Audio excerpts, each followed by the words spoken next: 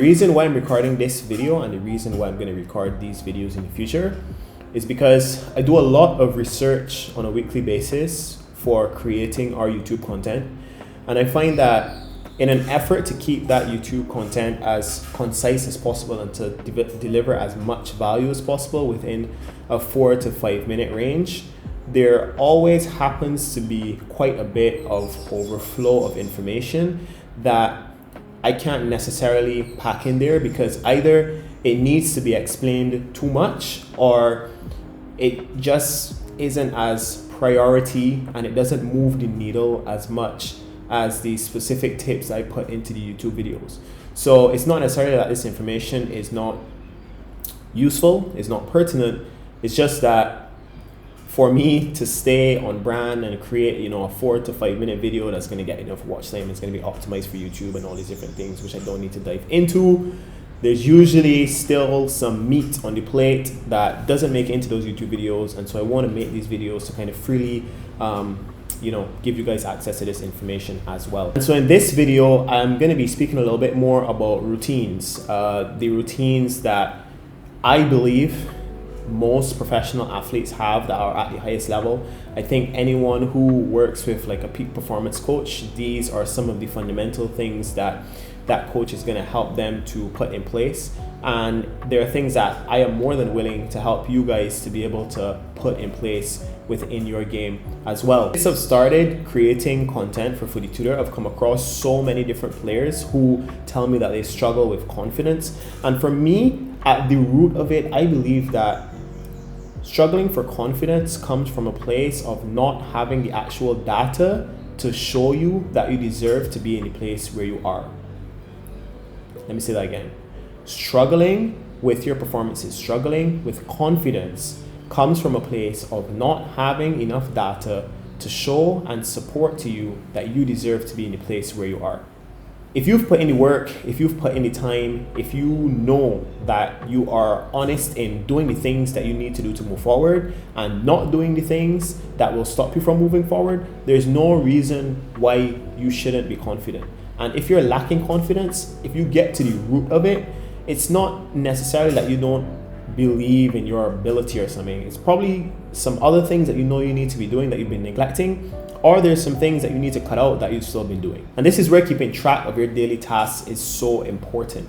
Now, you might actually be doing a lot better than you think, but unless you are keeping track, unless you have on paper to show that you are actually working towards your goals, that you're actually doing the things on a daily basis and you're hitting your thresholds at 80, 90%, then you don't get that actual validation of knowing that you have put in the work and that you are in a place where you can expect to see the results because of the work that you've put in. Now guys, what gets tracked gets fixed, and that is why I'm currently in the process of creating quite a few trackers for you guys within this community. You need to be honestly collecting as much data as you possibly can.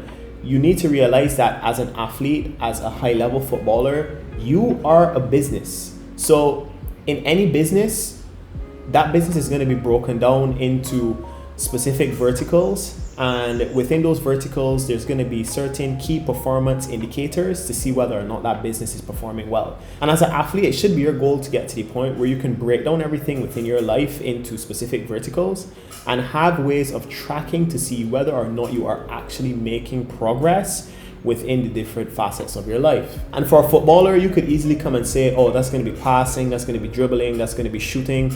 And I would say that you need to even take a step back. Do you have a good relationship with your family and the people around you? Do you have a good relationship with your spirituality? Do you have a good relationship with money? Do you have a good relationship with yourself and your psyche? Like, are you in a place where you even trust yourself?